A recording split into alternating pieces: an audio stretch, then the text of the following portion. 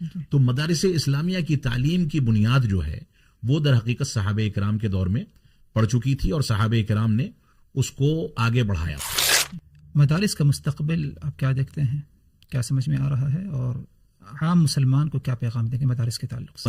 ورنہ یہ مدارس اگر کمزور پڑ گئے تو میں یقین کے ساتھ کہہ سکتا ہوں کہ 5-10 سال کے بعد مساجد میں امامت و خطابت کرنے والے اور مدارس میں تدریس کا فریضہ انجام دینے والے افراد نہیں ملیں گے.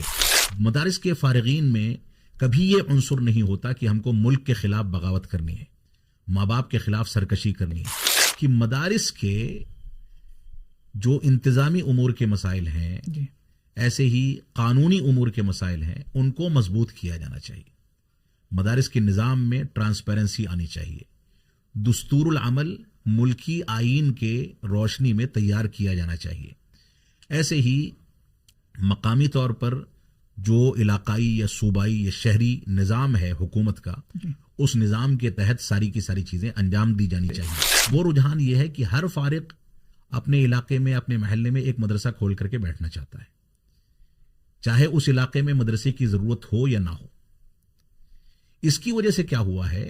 اس کی وجہ سے یہ ہوا ہے کہ جن مدارس کو ان سارے کے سارے لوگوں کو مل کر کے مضبوط کرنا چاہیے تھا، ان کی صلاحیتیں تقسیم ہو گئیں اور چھوٹے چھوٹے مدارس کھلنے کے نتیجے میں صلاحیتیں پیدا کرنے والے اساتذہ بھی کم ہو گئے اور طلبہ بھی ایسے باقی نہیں رہے جو فارغ ہونے کے بعد کوئی بنیادی کام کر ہوا ہے.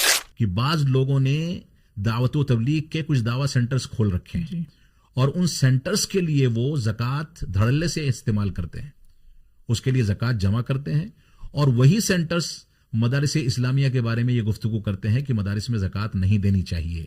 جبکہ میں سمجھتا ہوں کہ سینٹرز میں نہ طلبہ ہوتے ہیں جن کے کھانے پینے کا نظم کیا جا سکے، کرنا پڑے، نہ وہاں ہاسٹل اور طلبہ کے اقامت اور ان کے رہن سہن کی گنجائش ہوتی ہے کہ ان کے لیے انتظامات کرنے پڑیں. تو وہاں پر زکوٰۃ کی رقم کو صرف کرنا کون سی بنیادوں پر جائز ہو سکتا ہے؟ اور اگر وہاں جائز ہو سکتا ہے تو بدرجہ اولا مدارس اسلامیہ اس کے مستحق. آزادی میں علماء اہل حدیث کا یا مدارس اسلامیہ کے فارغین کا یا خود مدارس اسلامیہ کا ایک بہت بڑا کردار رہا ہے، جس کردار کے بارے میں مورخین نے کھل کر کے لکھا ہے. W ہنٹر نے انڈین مسلمز میں لکھا، تارا چند نے لکھا کہ 5 لاکھ علماء اہل حدیث قتل کیے گئے پوری جنگ آزادی میں.